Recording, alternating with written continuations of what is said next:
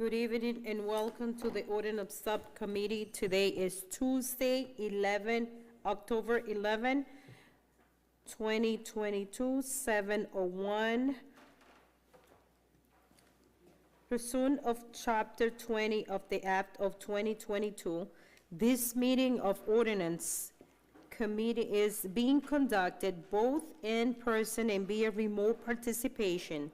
A reminder that the persons who likes to listen to view this meeting while in progress may either attend in person at the location above or use of any of the following access locations: Facebook Lawrence City Council page and YouTube Lawrence City Council page.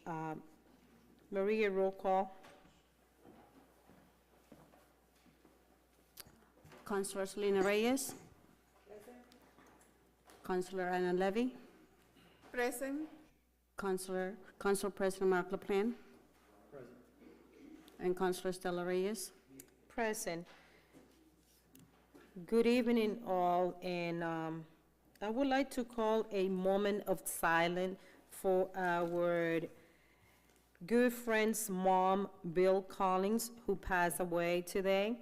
Please join me in a moment of silence.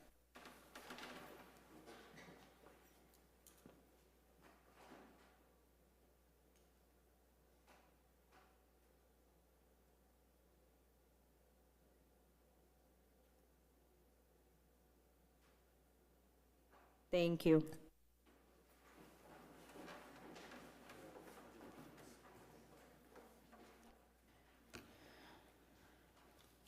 We just want to express that our prayers is with him and the family.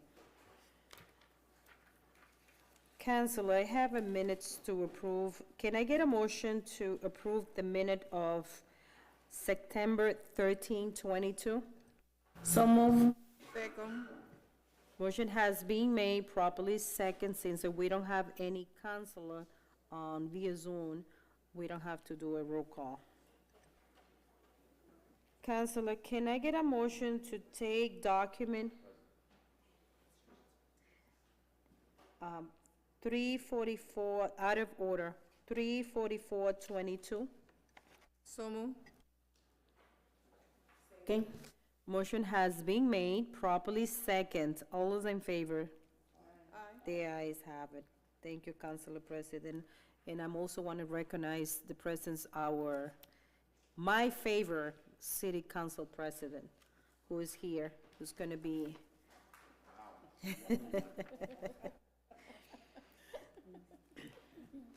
So document 34422, recommend the salary update, mayor and the city council member.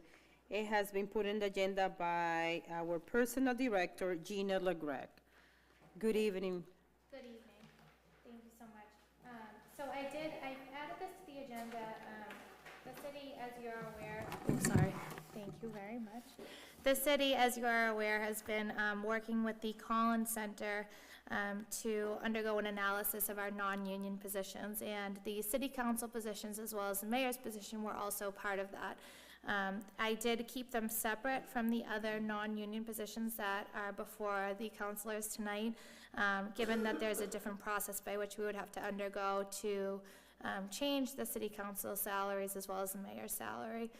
These are the recommended salary ranges as set forth by the Collins Center, which is an independent group. They are a state organized group through UMass.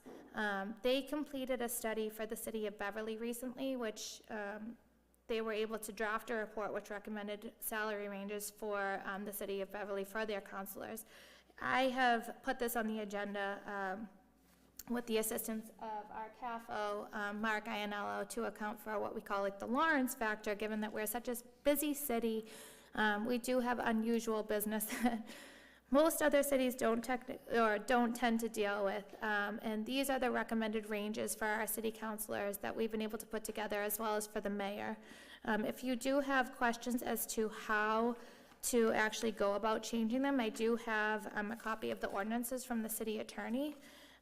It's outlined in the charter, but these are the recommended ranges that we would set forth. Thank you, Gina. I know this is gonna be one of the first questions that people, might gonna ask. When was the last time the city council has an increase on the salary? I believe the last time that the entire city went through this analysis was in 2005, which is almost 20 years ago. 2,000. And do you have the record, what was the increase? So there is a significant increase. Off the top of my head, I would have to crunch the numbers, but in 2005, even in the past year, there's been an 8% inflation rate. So just taking that into account, I think this is a very reasonable amount that I'm recommending that the counselors be increased to. This takes into account the cost of living that has increased each year as well. The mayor's salary has not been increased for some time as well. So these are the recommended ranges. I don't have anything, because I believe it would need to come in the form of a charter change that would actually change the salaries at this point.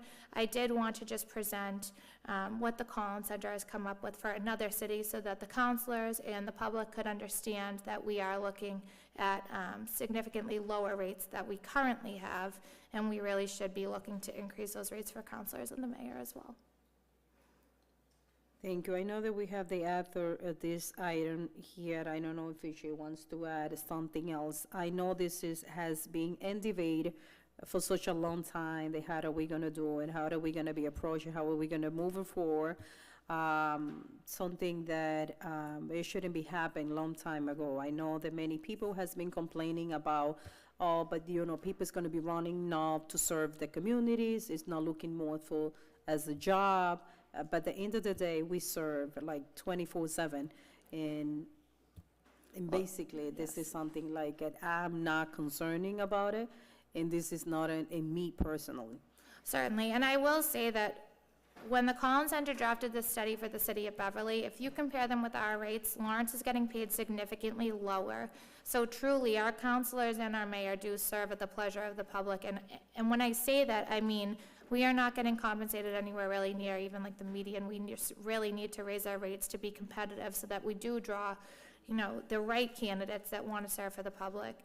At this point, Lawrence rates are very low, so I'm putting this on the agenda just as a recommendation. I think that we need to explore this. We certainly need to raise the rates of our counselors as well as the mayor, our elected officials. This is not even a study that was done for our city. It was done for another city, but even using those rates, it just shows our counselors and our mayor are getting paid way lower than they need to be, and I would recommend boosting those rates to be current with the standards that are being used. Thank you, Gina, for providing us all that information that we need. I'm just gonna open the floor for any counselor that they might have any question. I'm sure they will. Certainly. Who wants to go first? Council President? Okay. Only one question. Certainly. When those is gonna be like in place? So this right now is just a recommendation. If we would like to undergo a charter change, we could certainly do that. It would be more focused on the city attorney's office, but I could certainly work with them to propose those changes. I just wanted to bring these forward because I believe that there was a request to include all non-union positions, which would include yours, and they appear to be very low when compared across the Commonwealth. So we could certainly explore that as a next step. I would propose that along with the city attorney to get that as a charter change. Also, though we have to change it, that's the same thing on the charter for the non-union position? Yes, so I do have that on as a separate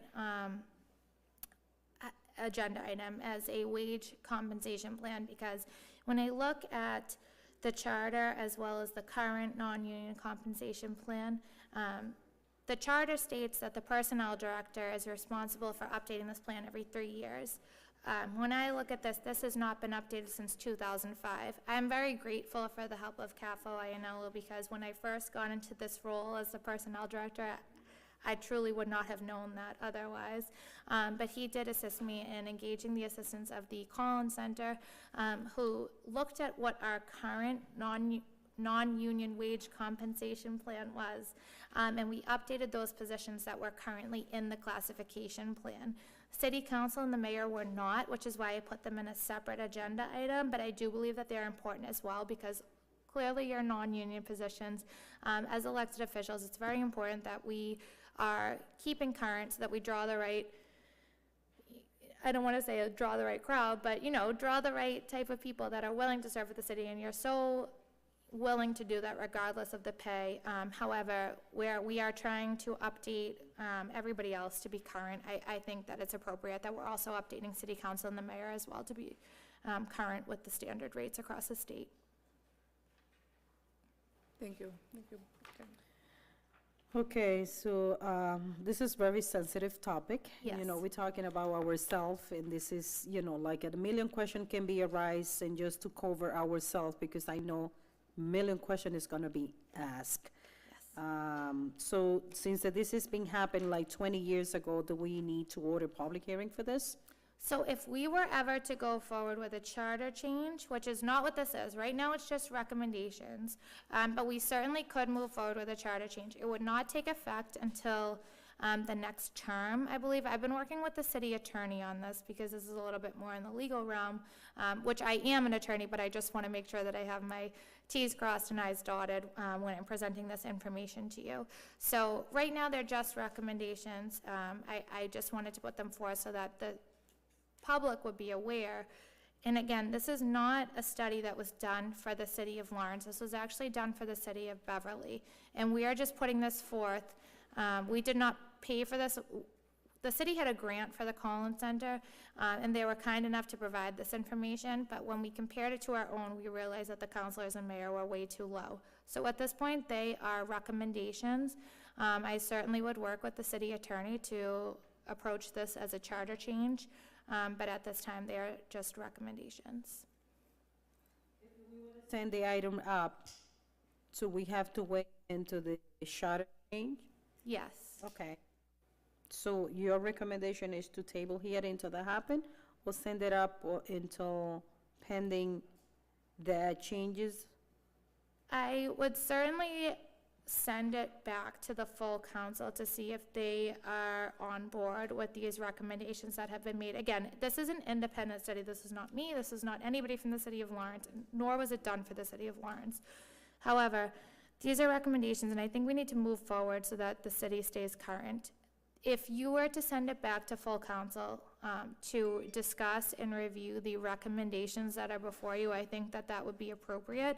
And then if there was a favorable vote towards this item, I think I would, at that point, be willing to work with the city attorney to come back and address it as a charter change, which is a little bit more of a lengthy process. But once we know that everybody's on board, again, this is not specifically drafted for the city. This is an independent study. We are just trying to keep our city relevant and, competitive with other municipalities in the state. Councilor President? Yes. I want to clarify the need for a charter. Charter under 3.3, it says the city council shall by ordinance establish an annual salary for its members. What makes it the opinion of our legal counsel that this needs to be a charter change when the charter allows this to be an ordinance change? So the city attorney approached me with this document, which I can certainly pass forward, but it's section 3.3 compensation, which states the city council shall, again, by ordinance, but this is established in the charter. It's not simply an ordinance, it's actually in the charter that states that it will be by ordinance, so I think that is why he was of the opinion that it has to be a charter change. If you disagree, I certainly would speak with him, but this is not my opinion, it's the city attorney's opinion, so I would have to speak with him about that. Yeah, that, through you, Madam Chair, that's unclear to me still, because it seems pretty clear to me in reading the charter what it says. So I'm a little surprised that it would require a charter change. Boston is going through the same thing right now, and they're going through an ordinance change, not a charter change. And other communities are doing that. There are charters similar to Boston, but it's, to go through a charter change on something like this seems pretty involved. As we all know, it goes to the legislature, et cetera, and usually the language of the charter allows for. We'll leave that up, I think Right. we'll leave that up to the city attorney and the city council to find out how to go forward with it. This, That's as fine. Gina mentioned, this is just a recommendation. I just handed out, the last page of the Collins Center report was illegible, so I printed it out tonight, because that's the salary comparisons that they did, for all the communities, now you can read it. So I just handed that out, there's, one for all of the counselors. Just to help with your, the recommendation was a range, within a range, and the council would have to choose something in that range for this ordinance change and potential charter change. And again, just to reiterate, I did consult with the city attorney. I wish that I could answer for him, but I do trust his opinion, and certainly I can revisit that with him as well.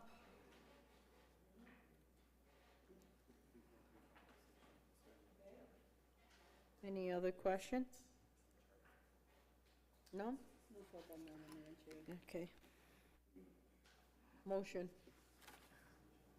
Motion to send it to the full council as a committee report. Second. Motion has been made and properly second to send it as a committee report. All those in favor? Aye. The ayes have it. Thank you. Thank you, Gina.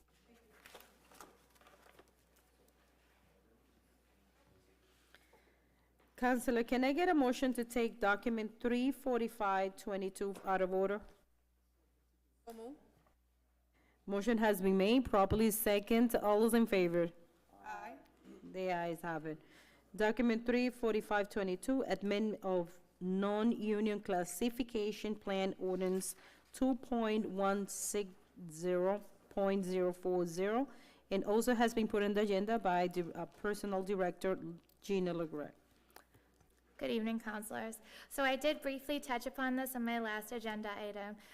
So if you look to the city charter, it does fall upon the personnel director to submit a non-union wage compensation plan every so often. And I realized when I assumed this role with the help of CAFO INLO that this had not been done since 2005. So our non-union wages are extremely out of date, and we are running into an issue across the city where we're losing good people because we're not maintaining the current rates with other municipalities. So we underwent this study with the Collins Center, which is a center that's run by UMass. They conducted a study. They came up with these rates along with the help of the city of Lawrence. What we've submitted to you is our recommended ranges, which is an update to the non-union compensation plan that you'll see in the current ordinances. I also worked with the city attorney, Tim Hooten, to ensure that if passed, this non-union wage compensation plan would trump what's currently in our ordinances, as well as the old compensation plan, which again was not completed since 2005. In the past year alone, there's been an 8% increase in inflation. This is extremely concerning. Other people, good employees, are leaving to go to other municipalities. I strongly recommend that we adopt this non-union compensation plan so that we can stay competitive with other municipalities. Again, this is not something that was completed by me alone. This was something that was completed with the help of an outside agency, taking into account the averages that are across the state and compared them to what we are paying.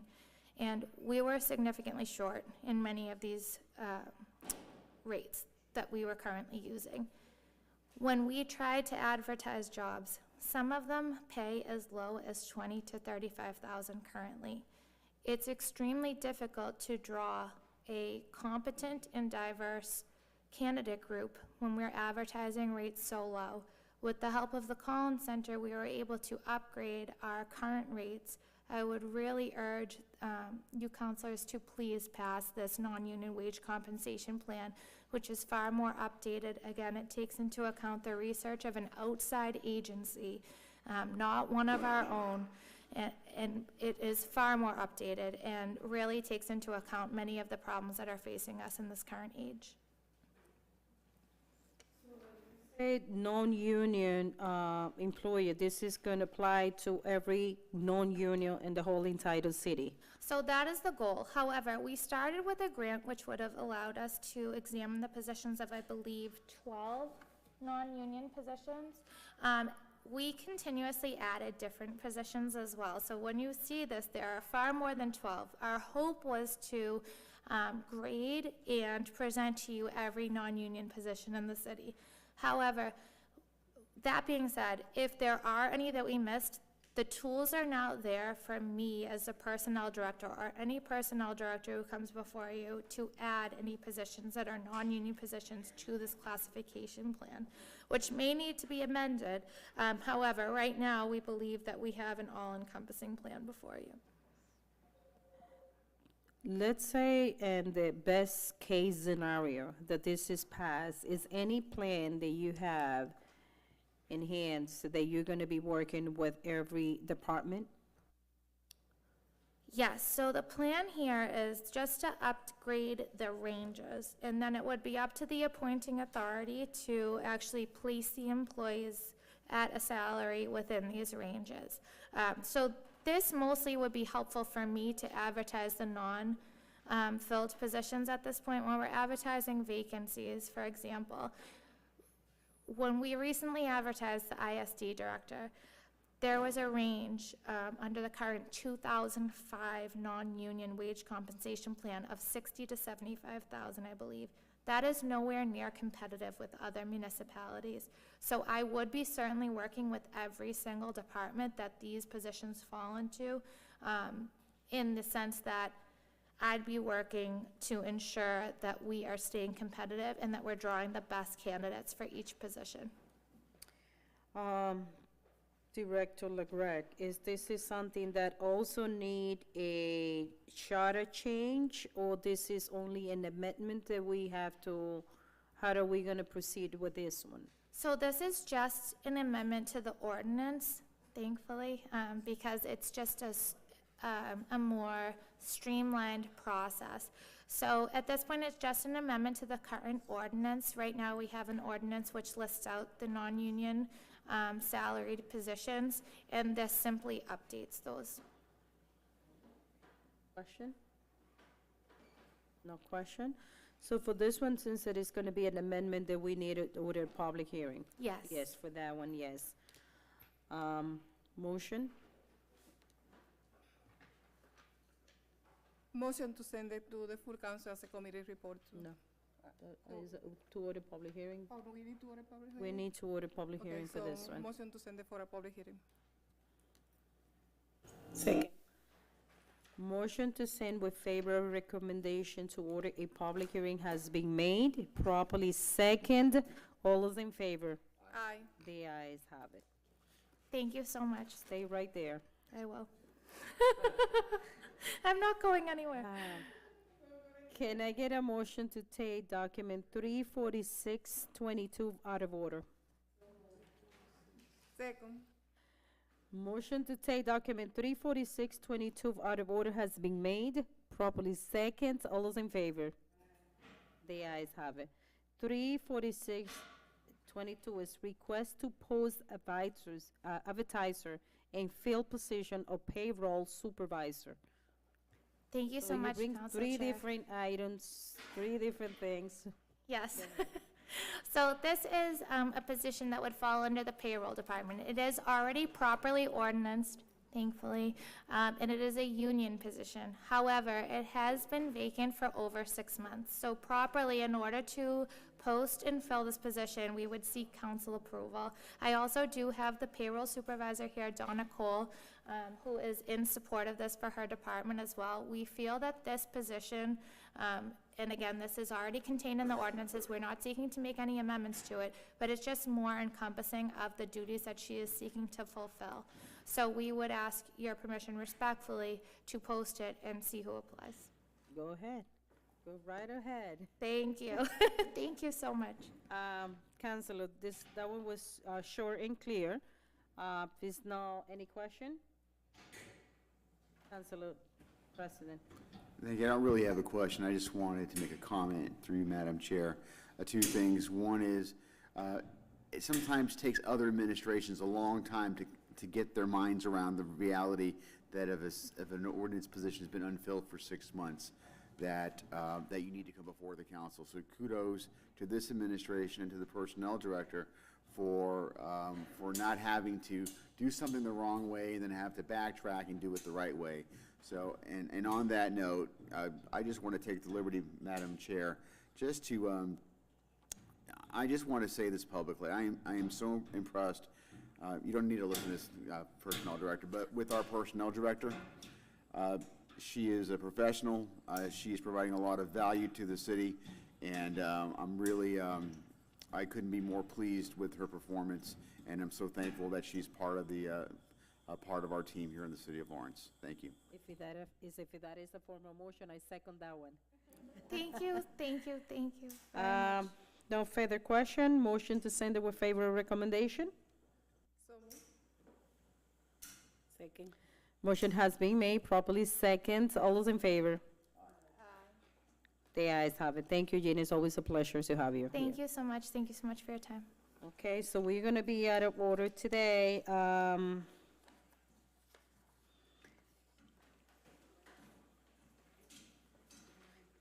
I, yeah, no.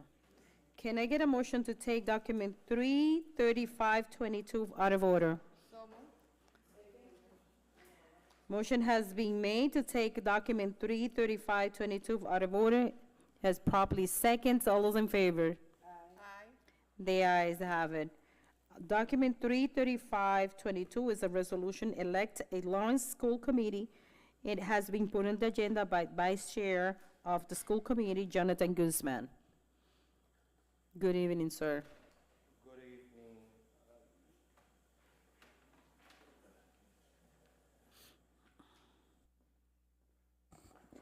I don't know how this is gonna connect. Got it. Thank you. You guys can come next to me if you want. So I just wanted to give you a visual. Oh, I send you. I send you this the presentation. So you should have it in your package, but I just came prepared in case you don't. Do you have them? Go ahead. Just do the presentation.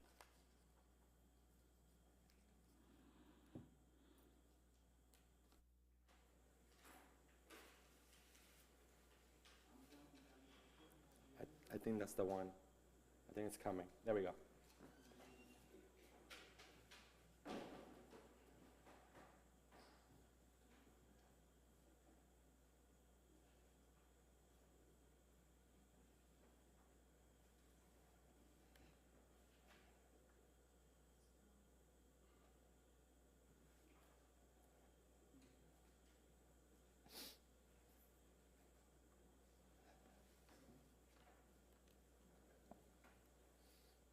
Good evening, councilors. Jonathan Guzman, Lawrence School Committee Vice Chair. With me today, I'm honored to have my colleagues, Lenny Roa, Committeeman Roa from District C, Committeewoman Tracy Soto from District A, and Committeeman Joshua Alba from District D. So today, what we present to you at the City Council level was a resolution, an opinion as a city to basically say we want representation. We want a committee that is elected by the body of the city, and that's the most clearest thing on it. On this resolution, what we can speak about is how the school committee is a democratic process, is a governing body of the Lawrence Public Schools. What we do know now is because of the achievement gap passed in 2010, that is actually not longer the case, as residents have lost the opportunity to vote for a functioning school committee to take action on what they want to see within our Lawrence Public Schools. What we see, how that happened in particular within this chapter is chapter 69, 1J, 1K. And this particular chapter places departments, the district, under receivership, right, which is state takeover. Recently, what happened in Boston shows a opportunity for community build-up, community engagement. where both Bessie and the Commissioner Riley tried to impose receivership in Boston, but Mayor Wu, BTU, EFT, MTA, parents, students, and workers, they fought back, right? We were right there. We went to City Council. We told them how this is important to go against. We went to Bessie. We spoke against it. And Mayor Wu didn't allow this to happen to her city. So resolution item 335-22, what basically, again, is saying is that we want you as the body to say that you want to back up a elected school committee. And what we discovered during this process and this conversation is that Boston, nearly around November, the November election, they did a question that around nearly 80% of their voters said that they wanted an elected school committee back. So that basically told us that the residents were tired. We're tired of having a board that was not elected by them, an undemocratic committee. And nearly 80% of the Bostonians want to end this appointment and want to make sure that they're able to have an elected school committee by them, because what they see is what we have in the city of Lawrence. They see community voice. They see an elected member fighting to bring back local control each day, and representation. People that look like the percentages within or the demographics of a city sitting at those seats representing them. So within what we see of the commitment that we're asking here, and it's the second part, right? So one part is the opinion of you as a council saying, we want to support you. We want to elect a school committee. We want to make sure that we, while we're fighting for receivership to end, the option is always to stick with the democratic process. The second piece here is to join us.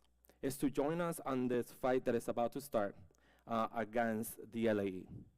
So the LAE, we have found that the LAE is actually against in violation of the Acts of 2010 under Chapter 12.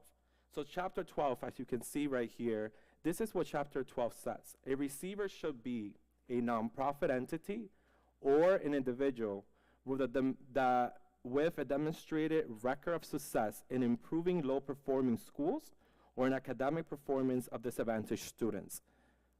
So I want you to remember these words, and I'm gonna explain why.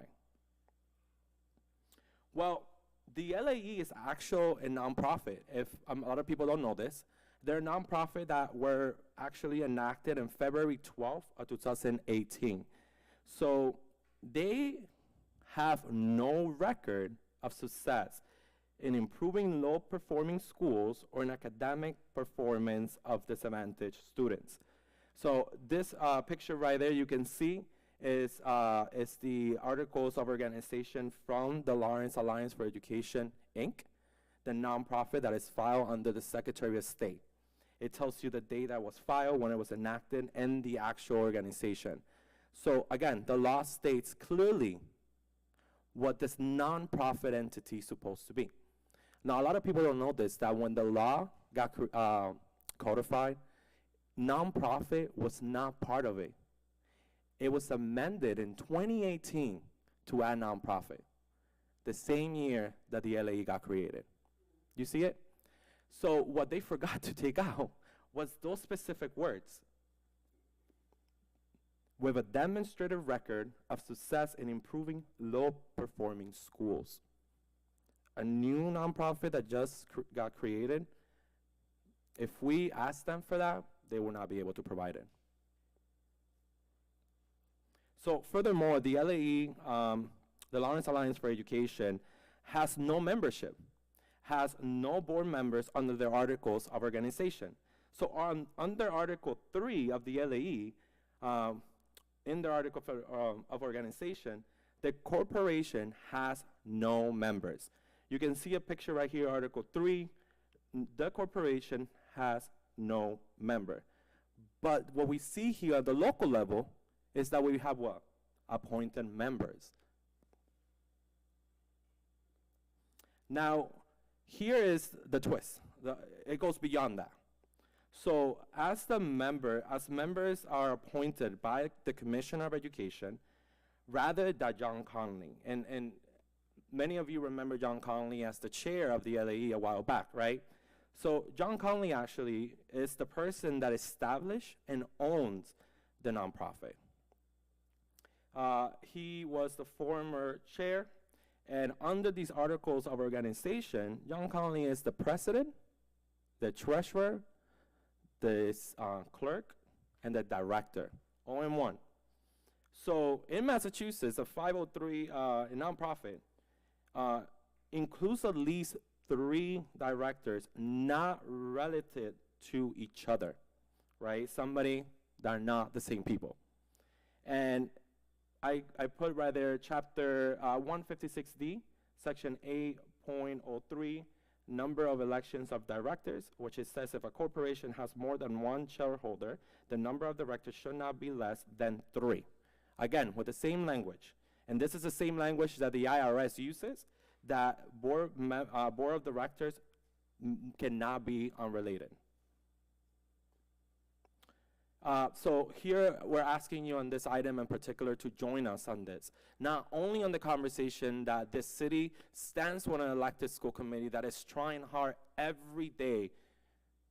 You don't see it because we're working. We're having everybody, all our members, doing trainings. We were the first elected body that jointly were able to complete over 74.5 hours of training that were literally created for us with the approval of the commissioner, the approval of Ventura, former chair of the LAE, and we completed this. Furthermore, I will give you more information.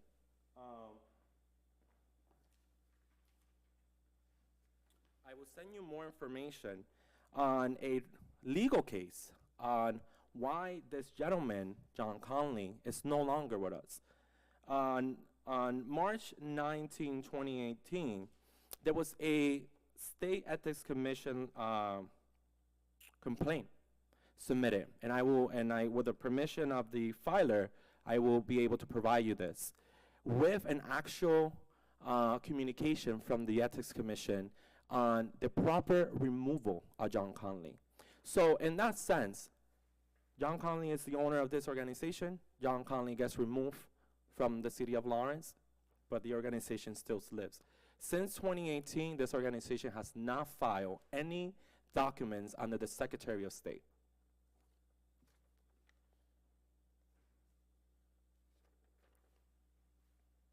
Thank you. When you say you want us to back you up just to bring your boys back, what do you mean about that? So, as the resolution is an opinion based on city, when we go ahead, the attorney of the city represents the Lawrence School Committee as the Lawrence City Council, right? We're a governing body of the city. So we are hoping that we can enter into conversations with the lawyer of the city, where we can start doing a complaint somewhere or somehow with these allegations in particular and these findings to bring to justice this organization that clearly should not be developed, not only because it has violated Chapter 12, it has violated also the Articles of Organization of a nonprofit, and the owner got removed from this organization. So wouldn't that make it ineffective to run our city, run our school department? So basically, this resolution is going to be based on open or start a conversation with the city attorney for you to know which guidances she's or he is going to provide it to you, in order for you just to proceed and make your constituents to feel represented by you. When I say you, is all of you. And just to kind of provide that information or the plan or changes that you might feel that it needs to happen. Yeah, so in particular, when we ask for your support, this is a matter that is your matter, and we hope that if any complaint is filed, it's with your blessing and with us. I feel like when it comes to this type of magnitude of issue, I think it affects us. We have an organization running our school department that it might be an illegal, right, entity running our school department. And some people say, I have some questions in particular. Well, if you do accomplish this, if you remove the nonprofit, what happens to the receivership?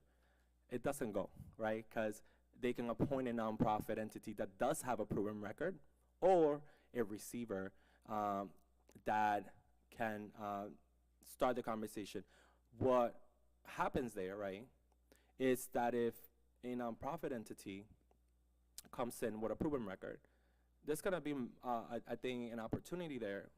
I'm not here supporting the receivership. I'm just telling you facts, right? If I can unplug it, I will unplug it tomorrow. But there has to be a plan, there has to be a strategic plan, and we're going to be working on that. And we have been working on this with the LAE. But just finding on this discussion in particular, we're asking for this resolution to be sent to the City Council favorably, for we can move forward on two things. One, your opinion on supporting us as an elected body of the school department, and to join us and move forward on these discussions with the city attorney or any other entity, because if by rules, if the attorney cannot support us on this matter, we can look for legal counsel in other places, and the city will need to pay for it. Okay. Counselor, any question? Hear none? So at this point, I'm just gonna send it, favor recommendation to the city council level, just to open another discussion, just to see how the other councilor, they're not present today, how do they feel about it? Okay? So motion to send it with favor recommendation, So moved. Discussion. second with discussion. Would this committee consider sending it to the city attorney initially to get a kind of a view to see what kind of, I mean, first of all, we're talking about jurisdiction. We're talking about, we can do a resolution on pretty much anything we want to. So it could be anything, but I'd like to get the city attorney's opinion on what their request is here before we start going down this road.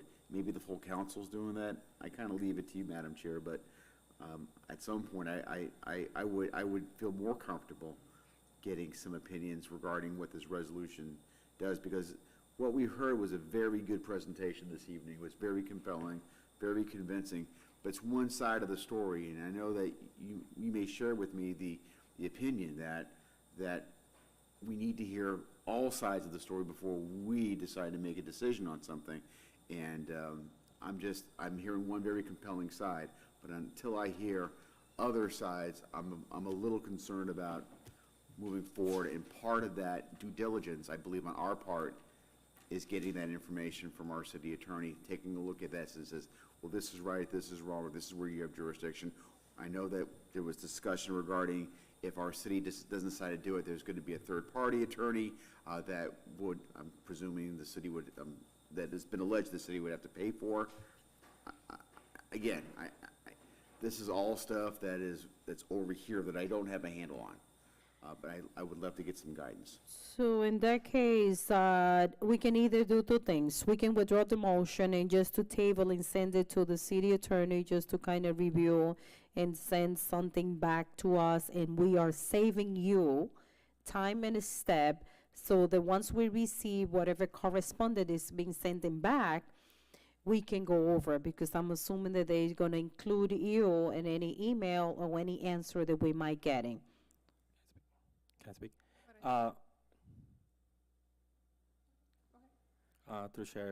Through you, Chair. The particular, yes, I will in all favorness that I want this to be sent to the council for we can move on this process, because there's no minute to, this is a public setting. And as people look at this, they can mobilize also on the other end to fix any errors, to get it fixed, right? So, and we have a chance here to target this and trap them to remove the LAE from the governance. But I hear President LaPlante's case on that particular. I can assure you that through the conversations of many legal counsels on different unions that we've been able to have a conversation on this matter, and I can even announce that I'm meeting even the Attorney General office is already thinking about this. So I have a meeting with them on Friday about this issue, because we're mobilizing, we're doing the work. We're presenting every evidence that we have here, that we have shared to you, plus more that they have, because we want to make sure that our city, our departments are being run by effective individuals. And if the last few years haven't shown you that this is an effective board running our school, but respect any recommendation how you wish to take this on. Madam Chair, through you. So we can send it to the full council with the favor recommendation, but at the same time, we can send it to the city attorney. Remember that we're not quite ready for the city attorney, so that's what I'm saying, that I'm saving him in a step, so we have to leave it down here until we receive any recommendation from the city attorney. So what we can do, since we didn't pass the motion, is to table the document and send the document to the city attorney. Whenever they're ready, what they're gonna do is they're gonna communicate with the applicants, and that way his saving is gonna go when it goes to the city council, a full council. Okay? So motion to table and send the document corresponded to the city attorney.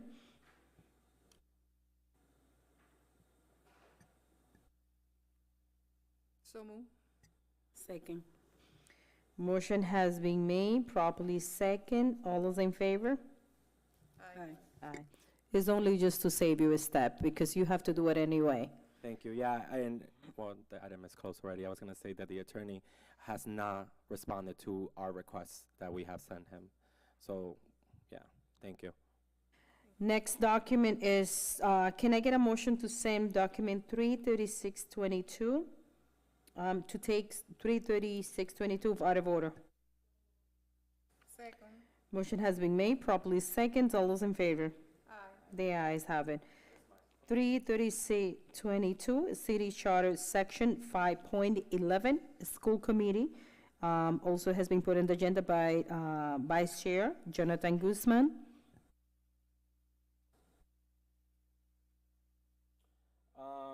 Thank you again for this opportunity to talk about the item 33622, City Charter, Section 511, School Committee.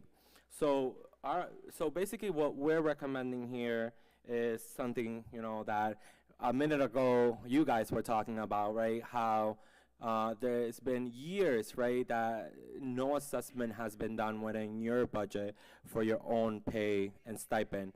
And on that discussion, we are requesting also this type of opportunity to get some type of funding or changes within the charter, because in comparison to the city council, our stipend and pay and compensation has always been in the ordinance and in the city charter, but still today we do not get paid anything. So with this, basically what I'm putting here is that we're requesting that there's a transfer of the Lawrence School Committee budget.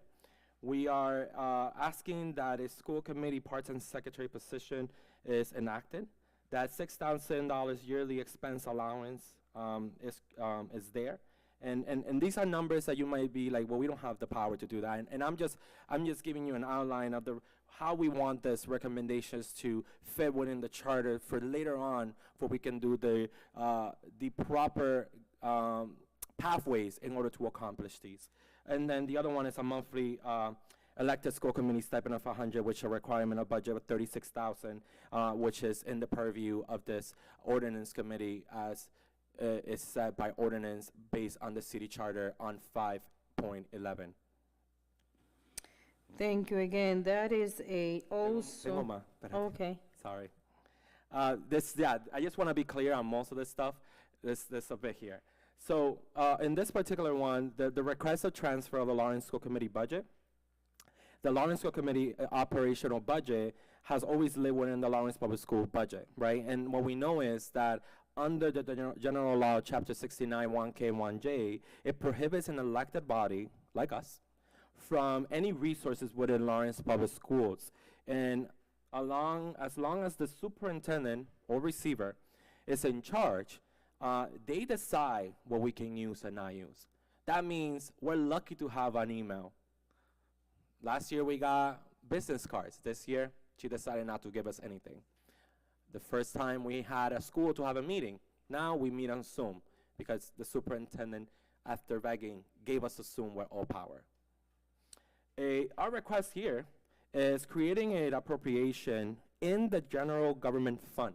So when you're looking at your budget in the state, right, at your budget overall, you look at this general government fund, and it has the city council and the mayor. Why isn't the Lawrence School Committee there? Why isn't that budget there? Because it can be pushed as an appropriation through the mayor. So we want to amend the city charter section 7.1, which is submission of budget and budget message, which within the period described by the state law, the mayor should submit to the city council a proposed budget for all city agencies, including, right, so our recommendation is all city agencies, including the city council and the school committee, right? What happens now is that this should have happened, right? We're on the receivership, is that the school committee will talk to the superintendent. This is the budget that we need in order to operate, right? She will come before you, the state. Most of our budget comes from the state, so we're not gonna forget that. But our payments and stuff usually comes from the city because Chapter 70 money cannot be used for our operational purposes, right? So it comes from the money that you put in your budget. So why not submit something that creates a budget, a appropriation line item within the budget of the general government fund that includes the city council already and the mayor already office. We're an agency, we're an office ourselves. This is something that is never has seen, but it's something that has never been proposed. And if something is not proposed, there's definitely no law out there that is gonna prohibit us. But other than that, how would this support us on the city council, right? On the Lawrence School Committee? Well, we will be able to communicate with the mayor, right, of the city of Lawrence. We're gonna be able to, whoever the mayor is, have a conversation with them. And be able to receive an operating funding of what we present, right, considering not limited to these things right here that we're looking for. Here I'm talking about the part-time secretary. I'm talking about the allowance that we need in order to do things like tuition, printing, advertising, the same stuff that any agency like you guys and like the city council and the mayor office has. We should be allowed the same appropriations. The other thing is the stipend. Again, I have to mention it again. The stipend is on the charter, 7.11. It clearly states that by ordinance, we're supposed to get paid. We're supposed to get a stipend to support. Well, I'm gonna tell you, I'm not gonna mention, but I have family members in my as colleagues, and sometimes, you know, they cannot make a meeting because they don't have the second half to take care of their children. So they need something to be able to get out of work early, to come to a meeting, to do their job, to show that they're an adequate, well-rounded school committee. And what we're asking is nothing compared to what other people get paid. So the school committee part-time secretary position, the Lawrence School Committee, basically, we're requesting, in order for all this to come together on this appropriation of funds, and you might say, well, Jonathan, you requested you're talking about 5.11 compensation. At the end of this presentation, you're gonna see why all these are connected to that one. So the school committee requests an amendment on section 5.3, Secretary of the School Committee in the city charter. So it talks about the school committee shall appoint a secretary, right? Appoint a secretary of the school committee who can be the superintendent. What we want there is that the school committee should appoint or hire a secretary of the school committee who may be, but not limited to, the superintendent. Allow us to do the same process of a confidential secretary that we're able to hire, that supports us on minutes. Right now, I don't think I had to mention this. Even though we're under receivership, we're still subject to the open meeting law. If somebody wants to request, which has happened, minutes from our meetings, and I cannot provide them because I have a lot in my plate, plus this, but I love what I do, and the work that I'm doing for the Lawrence community and the education and the parents and students that I'm representing, that's another piece that I don't have to tell you, like, do you write your own minutes? I don't think so, right? So it's unfair that we have to write our own minutes, right? In that regards. Now, being able to have somebody that can support us on those pieces is critical for us to be able to request these type of position. Now, amendment 5.11 compensation, our request is to just change the title itself, and not to be adding more sections, compensation operational expenditure. So within this, we have the primary ordinance that talks about the city council shall by ordinance establish an annual salary for the members of the school committee. That is the language that is in the city charter, which I mentioned a few minutes ago, and where years has passed and not a single dime we have seen. We don't do this work for money, but I think it's overdue already of being able to alleviate some burdens on our members that run for this election, for these positions, because they love what they do, and then they have to start cutting off on stuff, right, to be at the table, to be able to represent. We all know that. We know the commitment. What we want to add there is that there's another section that says an annual general government expense must be established by the school committee budget subcommittee, and it must be submitted to the mayor for appropriation before being considered by the city council. And then, period, an ordinance increasing the school committee general government expense should not be effective unless adopted by 2/3 votes of the council. These are recommendation sentences, words, codifying language that we hope that you look for, that you see as an opportunity to support us. Many counselors have talked to me, what are you doing? What are you bringing to the table? Here we are. While we're doing a lot, and day by day, we're having conversations with our families and parents and administrators, and God, they love my emails, to fighting for my families and students and advocacy.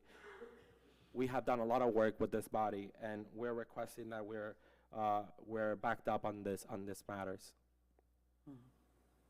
Okay.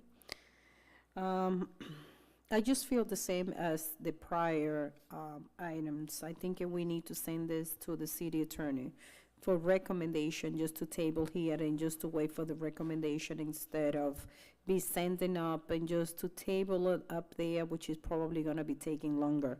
So if the councilor doesn't have any question, I'm just going to call the motion to table and send that to the city attorney for recommendation.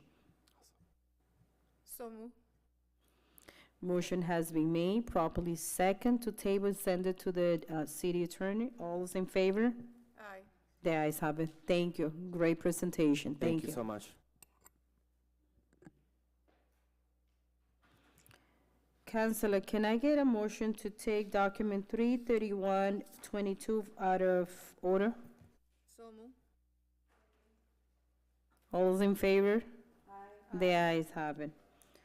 Document 33122 is the Dock Park Roberto Clemente Boulevard, small square next to O'Neill Park. Lawrence Street. It has been put on the agenda by myself, State Rep Moran, and Rep Jose Davila. Actually, he's the applicant.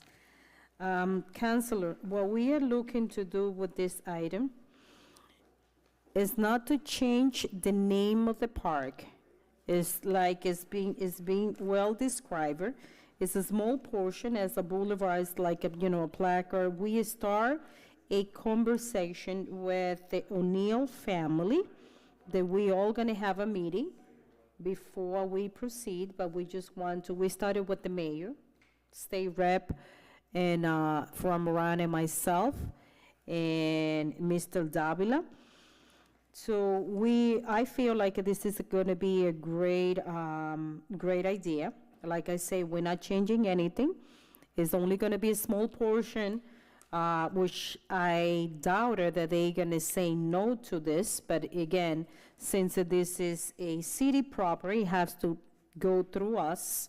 I'm just gonna leave it open for any question that you might have, but this is basically what we are looking to do, so.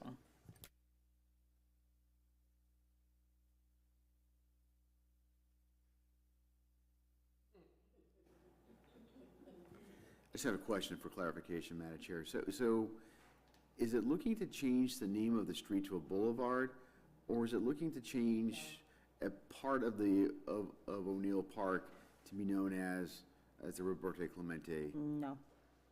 Okay. Help me. Everything is gonna stay, it's gonna stay this, and as it is, nothing is gonna change. It's gonna be like a small portion inside of the park. The street is not gonna be changed, the name of the park is not gonna be changed. It's only like a placard, if you're gonna call like a placard, something inside that is gonna recognize a great hero, because this is how we have to remember Roberto Clemente, who has affect in a positive way many life, especially Laurentians. So this is what we are looking for, but nothing is going to be changed. It's basically to add small portion inside of the park, not the street.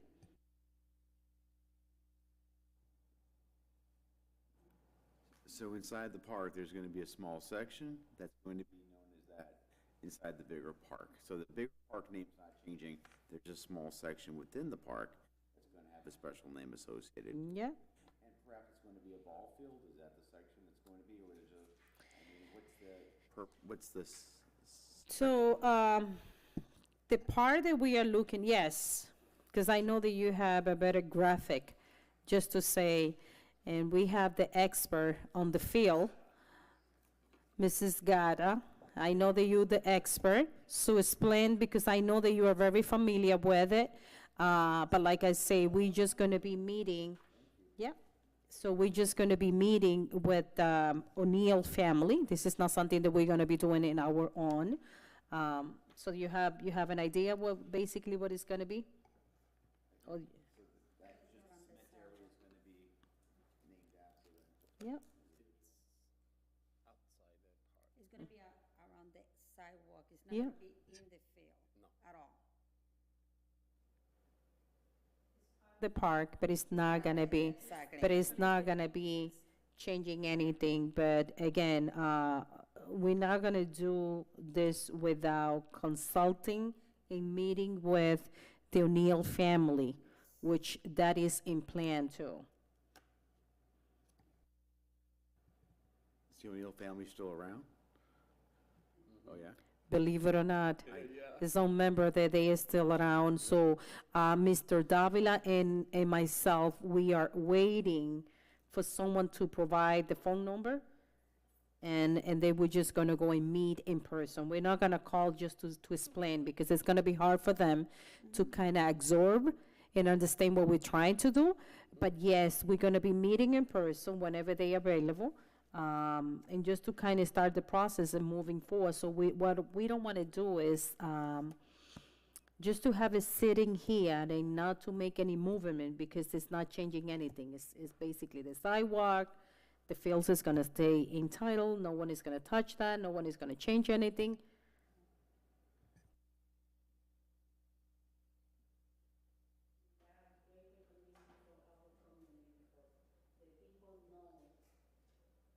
The people know Roberto Clemente, be so happy to have some recognition in our city.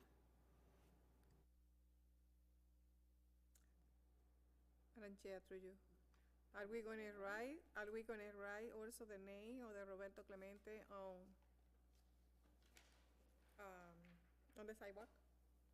Like it looks in here, are we gonna write the name over there? Vamos a como una placa o algo. Vamos a tener.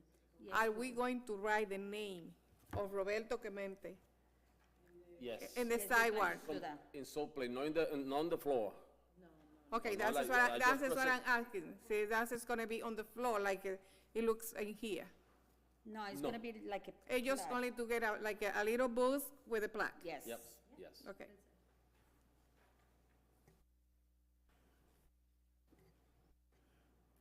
Waiting for you. Question, yeah. Yes. So, these things are very emotional for a lot of people and have every right to be, because it really is about value judgments, about what we think qualifies, and to every person it's subjective, and it can be very different to each individual. You'll ask 9 city councilors what they think, and you'll get a variety of different opinions based on a lot of different factors. One of the things that we have done in our city, and there's about 150 things that we as a city council have looked at and have called over the course of our history. There's been one, and I can't say this with absolute certainty, but there is one underlying fact, I think, or element to almost, and again, if you find one, let me know, but I think that almost every park has an individual who has been from Lawrence or has done something directly in Lawrence, walked our streets, lived in our city, contributed to as a member of the city. We typically that's been overriding for the course of our history. Now, whether that's right or wrong, whether that's outdated, whether or not we need to change from that, is where I'm stopping, where I'm saying, I'm not sure where I stand on that yet. You can see where I'm going with. Are we going to start to look at non-Laurentians and honor non-Laurentians in the city of Lawrence, which is essentially, we have a lot of good non-Laurentians. I mean, the world is full of fantastic people. So my question is that the direction that we're going in? Because if we're really going to be opening it up to that, I can bring about a lot of different people that aren't from Lawrence or have done tremendous things for our country and for our world and our society or whatever. I mean, there's a lot. So, because the question is we have a baseball player here. Clearly, there's a large, and I'm going to speak out of turn a little bit, and this is probably going to be my downfall, but we have a large Puerto Rican community, I believe, in our city that identifies very closely with what this gentleman has done, and he lost his life in a tragic plane crash at the height of his powers. And a lot of young people look to him as a hero, as a role model, and as somebody that they should follow and admire. And that's not just in Lawrence, that's across probably the country and perhaps across many other continents. So, as I'm talking more about this, what I'm struggling with is that, which makes sense to me, right? We should be honoring that, versus other people. I mean, maybe there's astronauts that have taken the ultimate test. None of them came from Lawrence. But when the first person stepped foot on the moon back in 1969, wow, I mean, that just energized not only people in this country, but people around the world. We don't have anything for any astronauts in the city, even though no matter where you are, you can identify. I'm old enough now to remember a little bit of that, the space, the moonwalk and all that stuff. But that's just an example, just a small example of the point I'm trying to make. So so I'm in this really weird place, a really weird place, which is really focusing on Laurentians versus focusing beyond that. and this is what this question is. And I don't know where I stand on that right now, because I can understand. I can understand why we'd want to do that. So that's where I kind of stand with this. So I'm not sure where I am. I'm struggling. I want to say yes, which is what, ultimately, I want to make you happy, right? I want to make you happy. I want to make those, not only the Latinos, the Puerto Ricans in our city who identify, proud. I want that. And the other side of me is like, well, was this guy from our city? And the answer is no, so I'm struggling. So I'll stop it right there so I can continue struggling. Okay, thank you. We take that. What we are going to do, if it's not any question, that we are going to be sending this up with favorable recommendation pending that phone calls that we owe to O'Neill family and any counselor they might want to be part of before our next city council meeting. Okay. So, motion to send it with favorable you have a question? I want to mention another project that we're gonna do in the city, because we know this is good for whole city, is to bring people to this community, right? So we're trying to do in that place, in that boulevard, how you call that? In California, they have how you call that in English? Paseo de las Artistas. The boulevard for artists. You know that in Hollywood they have the stars with the names of the... Oh. You know that in Hollywood they have the stars in the floor with the names of very famous artists. So that's one of the things that we was planning, thinking about if we can put in that, like a sports, very, very, from different countries, you know, people that they deserve to be there, so we have stars from all of them across that street. That's a big project that we're gonna work with the Senate, the city of Lawrence. It's a big project to put in the floor a big star with example, David Ortiz from baseball, Maradona from soccer, Baby Ruth from baseball, you know, special star in the floor that we can bring people here to see the star in Lawrence. Like a sports walkway? Like right now that we have LJ Figueroa from Lawrence, he's just been signed from Lakers. So we can do like a sports Like a recognition. recognitions to all the sport people in Lawrence. Doesn't matter if it's a softball, basketball, track, anywhere. So we can be, that corner is gonna be like the corner of the sports. You know, we can do activity for them, like it's like we have different ideas, but the main thing that we just want to do is give some support to the sport thing in Lawrence. We have a lot of leagues, a lot of kids, a lot of young people, a lot of adults that we play, so we just want to continue. Exactly. So we just want to continue the sports.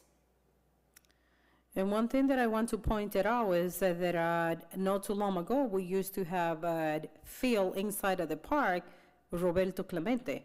Yeah, we took it out. They took it out. They take it out. Right? We don't know what. Yes. How did that happen? So that's the question that we all ask. So that's why I pointed that out. Like, does anyone has any answer about that? Because I remember I brought my son to play inside of that field.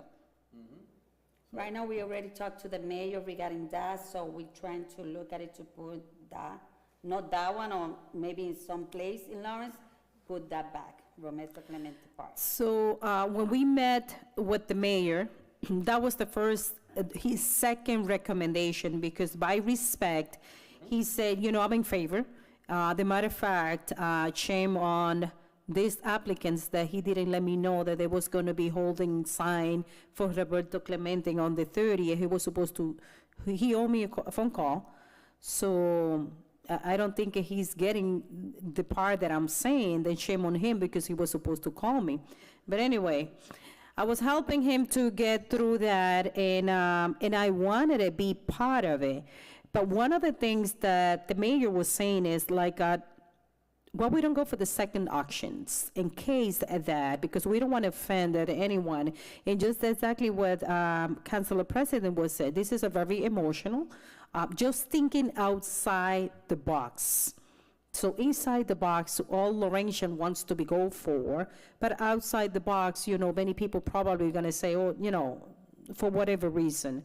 So I think at this point, what we are going to be open is in invitations to any of the city council who are not present, just to kind of go and get and see and check what we are going to do, instead of be passing something blind that they might think is something big and we're trying to change. And sometimes we just kind of delay or stop a process just because we not full informed.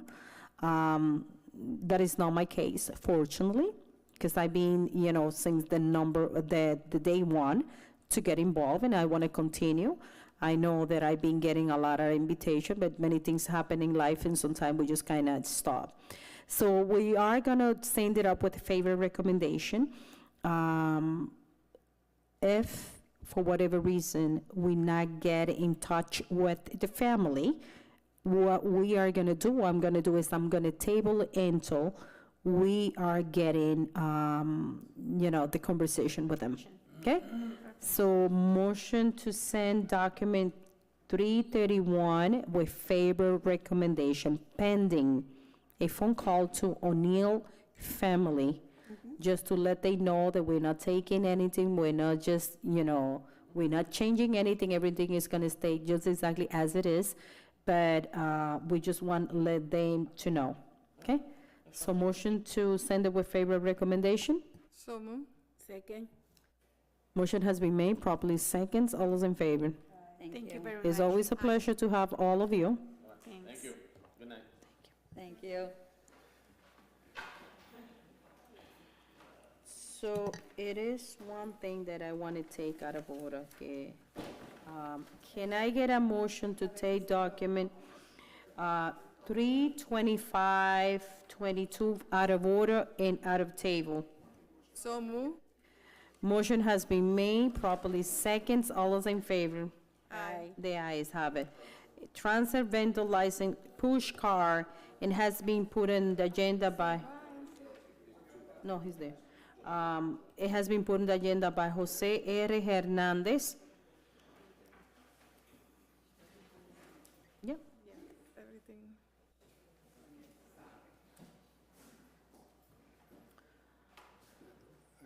So name and address for the record. Maria, you might have to help us a little bit. Su nombre y su dirección, por favor. Mi nombre y la dirección. Su nombre y su dirección, que le deje saber. José Ramón Hernández. Por ahora estoy residiendo en la 185 Loren. His name is Jose Hernandez. He's reside at 185 Lawrence Street. So Maria, we check all the paper, everything seems to be in order. I'm very familiar what they do. And the only thing I just want to tell him is just to be careful on the streets. A lot of speeding in the street and a lot of cars just to kind of go in a, you know, wrong way. And sometimes they have line.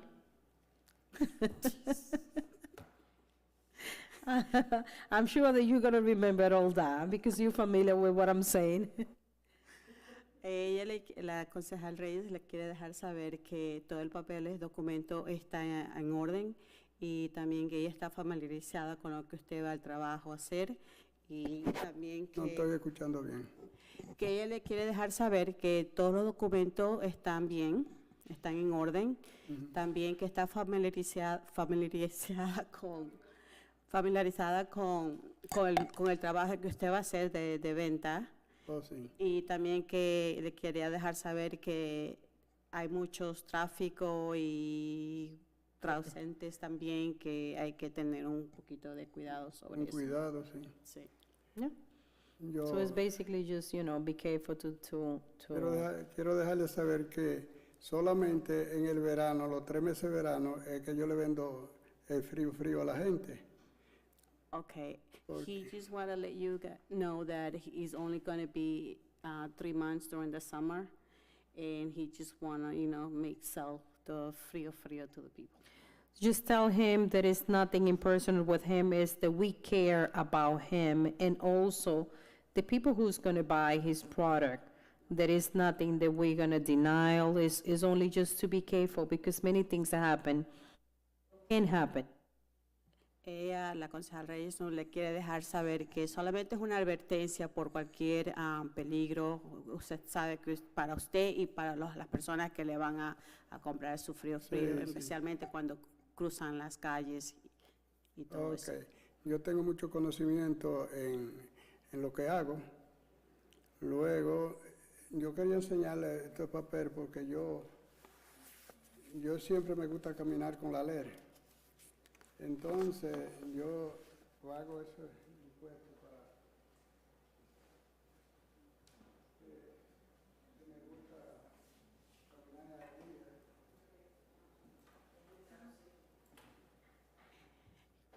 He said he's very familiar with everything, and he just wants you to see some of the. So we know that all the paper is in order, we don't need to check what he has, and I know. So it was more for him to be careful, is to take care of himself, Yeah. and it's nothing, so tell him not Él to, dice que no tiene nada personal con usted ni con tu trabajo, sino que es más para seguridad de usted por el peligro, que a veces Ok, uno sí. se problema. ve a frente. ¿Ok? Yo entiendo. Que los documentos están todo en regla, están Ok. todo en orden. Okay. so motion to send document 32522 with favor, Recommendation. recommendation. So move. Second. Motion has been made, properly seconds, all those in favor? Aye. The ayes have it. Maria, just tell him that he needs to come back to our next city council meeting. And thank you, next Tuesday, yep.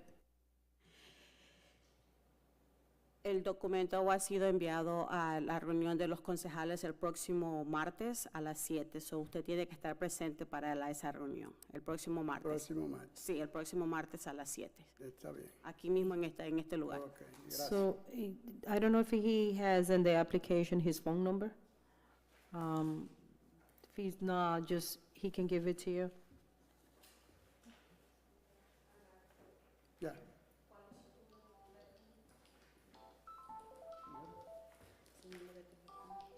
José Ramón Hernández. Sí, pero es un número de teléfono. Oh, 978-885-3314. La secretaria de ellos le va a llamar y dejarle saber para el Ok, próximo martes. gracias. Pero ya está listo. Gracias. Thank you. Thank you, Maria, for the great help. So we are gonna go to the top of the agenda, document 3. Can I get a motion to take document 327, 328, as a block? So move. Motion has been made properly second. All those in favor say aye. Aye.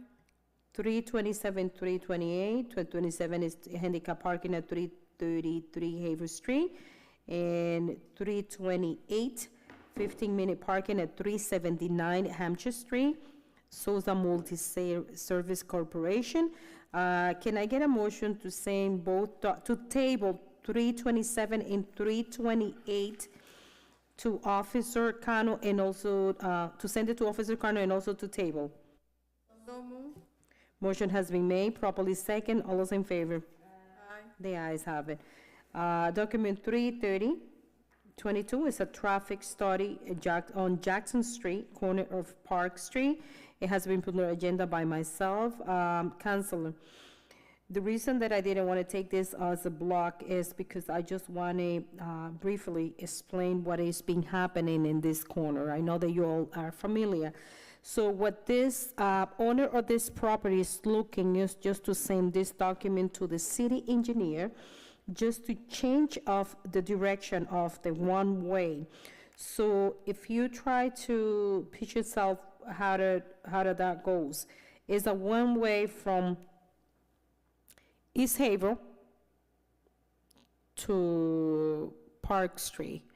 So it's always an accident that she has like 20, if it's not more, plus report all the accident that is being happening in her yard and going to almost the last time at the property.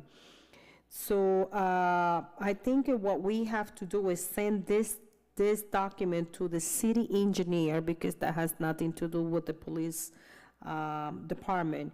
It has more with the city engineer, because, they are the one who have to make the study. So can I get a motion to send document 33022 to city engineer for recommendation and also to table it? So move. Motion has been made, properly second. All those in favor? The ayes have it. Can I get a motion to take document 332, 333, and 334 as a block, to send it to Officer Cano, and also to table document So 320 332, 333, and 334? Motion has been made, properly second. All those in favor? Aye. The ayes have it. Okay, 33722, disclosure by municipal employer Dana McLean Rivera.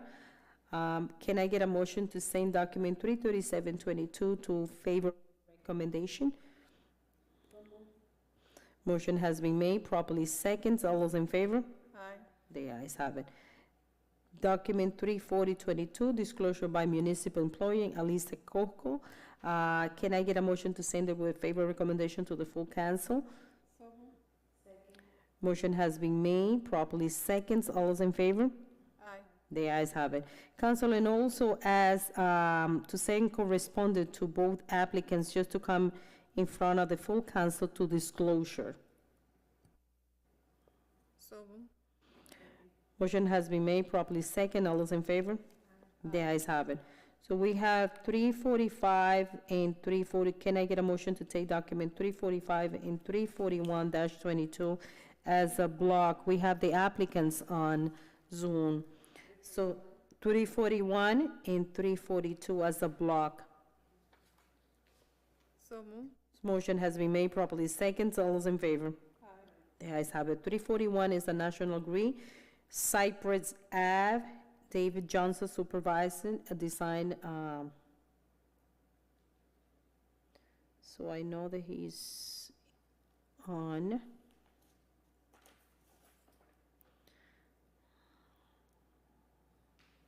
Okay. So it's on mute. Good evening. Good evening. So, can you tell us a little bit about this project? Yeah, first of all, my name is Vazna Ang, 1101 Turnpike Street, represent National Grid. So, on the agenda for 341-22, the customer at, I believe it's 265 Cypress Ave, they're getting distribution generation on their premise, which requires us to install a pole 60-83, a pole 60-84 in the right-of-way that'll be located 120 feet in the northwest direction from pole 60-83 on Cypress Ave, the intersection of Byron Ave and Cypress Ave. So we're requesting a petition for that pole install. Councilor, any question? Do you have to, are you gonna be blocking the traffic? To my knowledge, it doesn't look like there's much traffic in that area. most likely there'll be, our truck to install the pole, which will have cones out, and, most likely there'll be somebody there directing traffic, if need be. Okay. So, that's 341, and 342? 342, the customers at 234, I believe, Essex Street in Lawrence, they're looking to get a service upgrade from 400 to 1200 amps. And to do that, we are going to require to put a handhold in the right-of-way in front of 234 Essex Street. And then we are going to require to have 2 5-inch conduit from manhole 194, which is at the intersection of Appleton Street and Essex Street. And we're going to require 90 feet of conduit from manhole 194 to the newly proposed handhold 194-1. Same for that, same project. You need to hire a police detail, you need to block the traffic, or this is not something that you, as you acknowledge, you have to answer that? Project, there will be some, I'm assuming police detail there, and the area will be coned off for traffic control. Okay.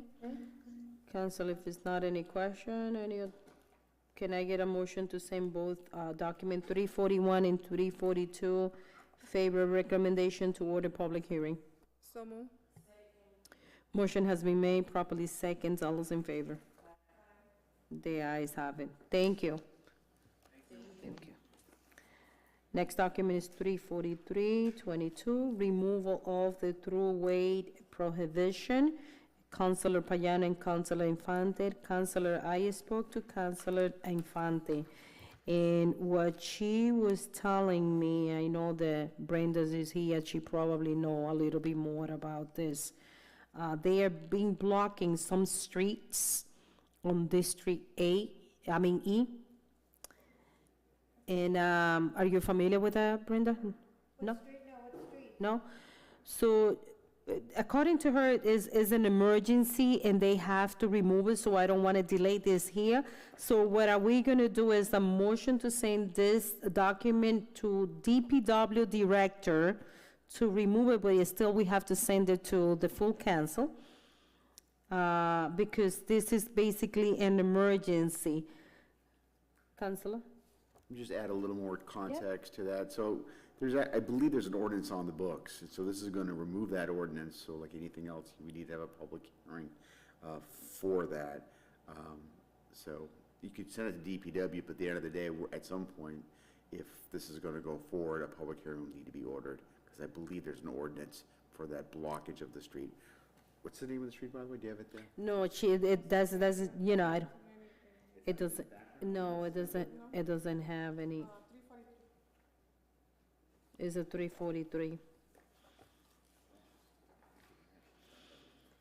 So if you hear it corrected, what you're saying is there is an ordinance in place that we have to go through a public hearing? I am not 100% sure. My recollection is about 80% sure that there's an ordinance on it. And if there is an ordinance that I believe that there is, there would need to be a public hearing to remove the ordinance to allow for passage on both ways, because I think there's a blockage on the street. It is in District D. Someone that did talk to me about it, and it's my understanding that it's a problem usually for snow plowing issues in the wintertime. Yeah. And I think that's what happened. I think that the city council, And in also the the last emergency. last 5 years or so, maybe more, actually had, that's why I think it's an ordinance, because we voted for it. Yeah, Madam Chair. Yeah, It's Hale. Devonshire Street and Hale and Adams. Adams Street. Yeah, so we have all the street. So yes, it sounds more like, Yes. yeah. So we do have to order a public hearing. in order for us to be able to remove it. So can I get a motion to send document 34322 with favorable recommendation to order a public hearing? So moved. Motion has been made, properly second. All those in favor? Aye. The ayes have it. Thank you, Councilor President. Yes. Okay. Madam Chair, is that not going to the DPW? We have to order public hearing after we remove that. And ask the DPW. Thank you, Maria. Thank you, Councilor President. It's always a pleasure to have you with us. Can I get a motion to take document 348 and 349 as a block? So moved. To send it to Officer Cano and also to table document 348 and 349. So 348 is stop sign Andover and Amsterdam Street and stop sign Andover and Clifton Street. So both item has been tabled and also to send to Officer Cano. So moved. Motion has been made, properly second. All those in favor? Aye. The ayes have it. Any table item that you wish to take it at this time? Hear none.